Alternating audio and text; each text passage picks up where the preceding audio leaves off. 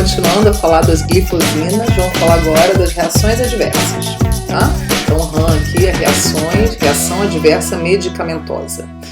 Então, é o seguinte, o que a gente vai ter de efeito aí que não é legal, né? Os efeitos, começando antes da gente mostrar aqui quais são as reações adversas, é importante destacar que elas não são muito frequentes, tá? São consideradas, segundo os trabalhos aí, elas são consideradas raras, atingem um percentual pequeno da população que faz uso do medicamento, mas elas acontecem, né? Então é importante a gente estar falando aqui. Então a gente já viu que os inibidores SGLT2, eles diminuem a reabsorção da glicose, isso aumenta a glicose no túbulo, produzindo glicosúria, né? E aí a gente sabe que isso vai reduzir glicemia. Ótimo, beleza. Então esse é o efeito, o mecanismo de ação, né? Por onde o medicamento produz o seu efeito terapêutico benéfico. Bom, essa glicosúria, gente, ela pode produzir um probleminha aí, ó. A gente vai ter aí o risco da ocorrência de infecções urinárias e ou genitais. Só que isso aconteceu aí, parece que em torno de 5% dos pacientes que fizeram uso desses medicamentos, tá? Alguns com mais frequência, né, dependendo da glifosina, você vai ter uma maior chance ou menor. Enfim, mas todos eles, você teve, né, os trabalhos mostram que tiveram casos de infecções urinárias. Por que isso? Você tem um teor de glicose que vai estar presente na urina, que vai estar armazenado ali na bexiga urinária. Então aquilo lá vai servir como um meio de cultura maravilhoso para bactérias e fungos, né? Então você vai ter esses micro-organismos se beneficiando desse teor de açúcar disponível ali naquele líquido. E aí você tem maior risco dessa entrada, e as mulheres sofrem mais esse risco por terem uma uretra menor, né? Então a facilidade, uma proximidade maior entre o trato urinário e o trato reprodutor. Então você vai ter essa facilidade aí de infecção acontecendo mais frequentemente até em mulheres, mas falando aqui a gente tem um percentual baixo dos indivíduos que receberam esse tratamento, tá? As mulheres por conta de uma questão morfológica, anatômica, né? Bom, esse aumento da glicose no túbulo, a gente já viu, ele produz aumento da retenção hídrica, né, que leva à poliúria, né? E aí, através dessa poliúria, a gente viu essa diurese aumentada, a gente tem redução volêmica, que leva à redução de pressão arterial. Dependendo do indivíduo, essa redução pode ser maior, se for principalmente um indivíduo que não é hipertenso, ele pode ter o quê? Hipotensão. Né? Então a pessoa, e aí ela vai ficar mais prostrada, vai ter menos vontade de fazer as coisas, né? Por conta da pressão baixa, né? Isso vai dar um mal-estar, a pessoa pode ficar com dor de cabeça, pode ficar tonta, enfim. Então é uma reação adversa para se considerar também, e indivíduos que são normotensos é melhor não fazer o uso desse medicamento, né? Que é diabético e tem a pressão bacaninha, é melhor recorrer a uma outra opção.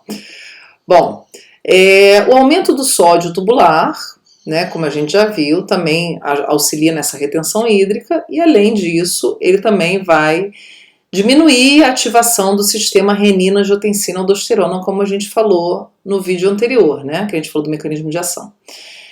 Essa redução da ativação do sistema contribui com a hipotensão, né, já que é um sistema hipertensivo, se ele está inibido, você vai ter diminuição da pressão. E você vai ter redução da pressão glomerular, como a gente viu, que é legal, que previne, né, as lesões renais. Só que essa redução da pressão glomerular vai diminuir a taxa de filtrado glomerular, TFG. Bom, gente, essa redução da TFG, segundo os trabalhos, ela é transitória, tá? Depois a gente vai ter outros mecanismos de compensação que revertem isso aí, tá bom?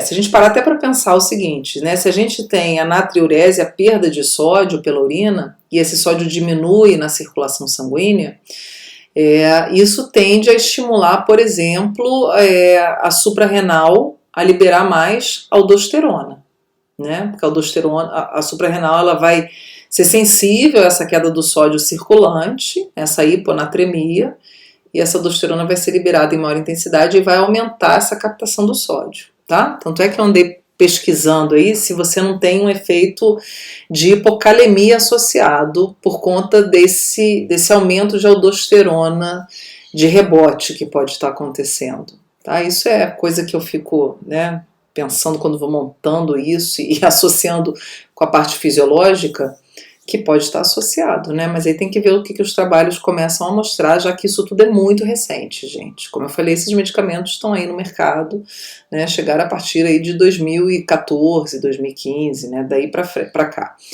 Bom, então essa diminuição da TFG pode produzir um problema, que é o aumento daquelas moléculas que precisam ser eliminadas, né? E aí, como a gente está filtrando menos o sangue, a gente tende a ter um aumento da creatinina plasmática, tá? Semelhante com o que acontece com os inibidores da enzima conversora da angiotensina, que produzem esse aumento da creatinina. Mas, segundo os trabalhos, ele é transitório, tá? Depois o organismo próprio ativa sistemas de compensação que vão corrigir isso aí, tá?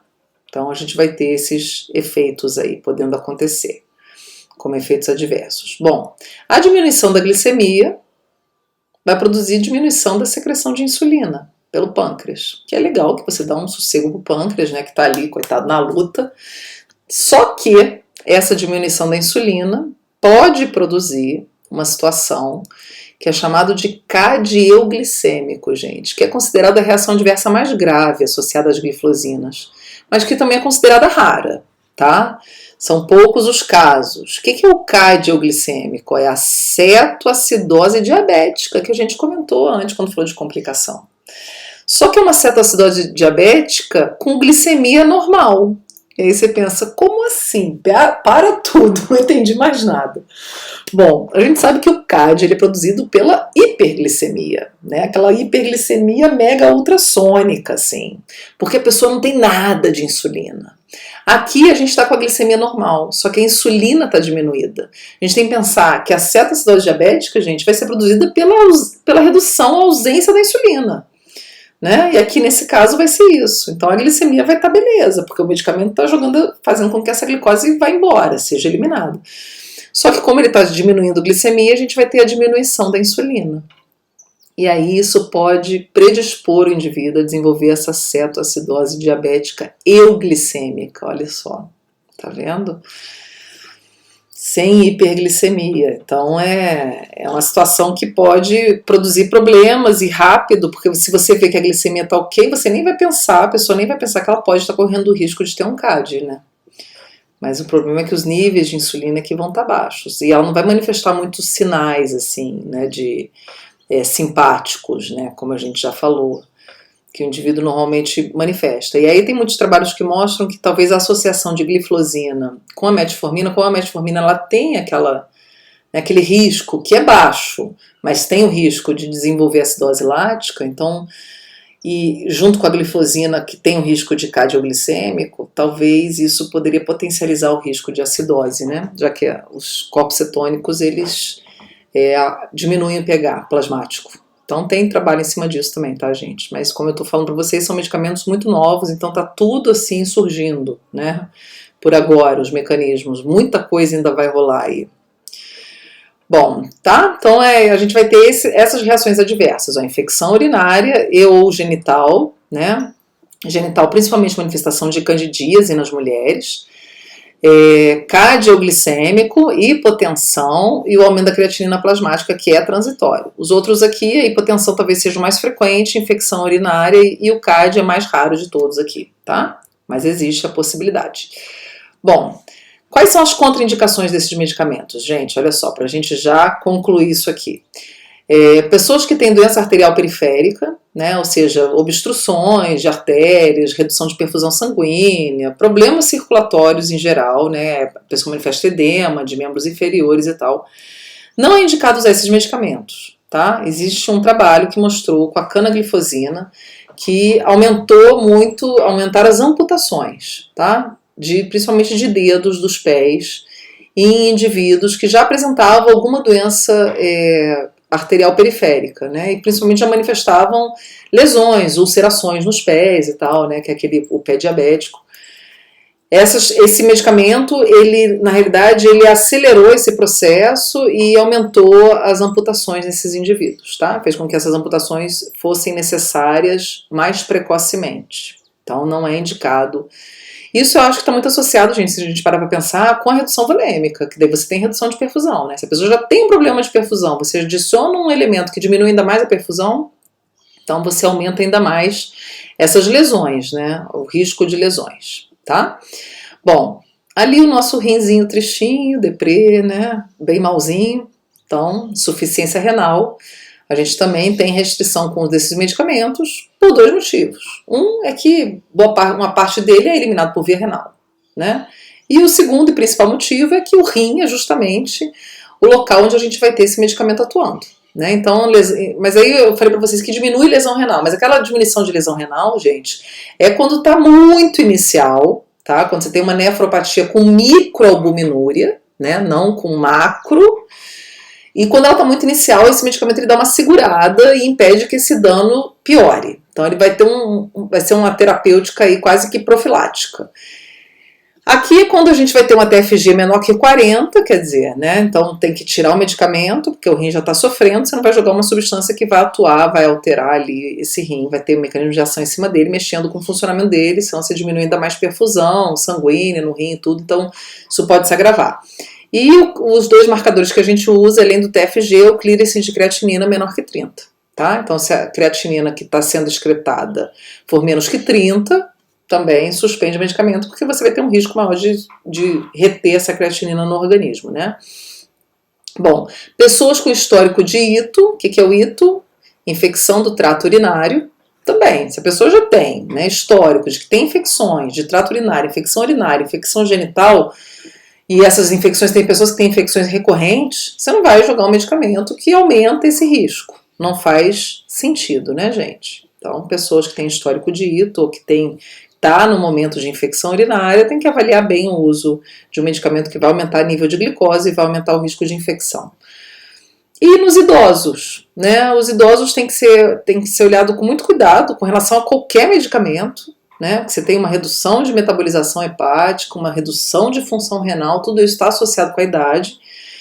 E aqui no caso desse medicamento, gente, principalmente com relação àquela reação adversa de produzir hipotensão, né? Os idosos, eles já tendem a ter maior risco de quedas e sofrerem fraturas, então se ele toma um medicamento que diminui a pressão dele, esse risco se acentua. Tá? Ele pode ter um maior risco de sofrer quedas e, consequentemente, fraturas ósseas, o que não é legal. Então tem que ser avaliado com cuidado nessa população.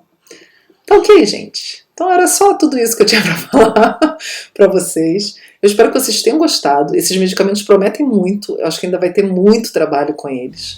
Eu mesma fico estudando e fico imaginando várias possibilidades assim, de investigações. E a gente tem que ficar de olho aí, porque eles estão na crista da onda, principalmente por produzirem aquela redução de morte cardiovascular. Tá ok? Então a gente se vê.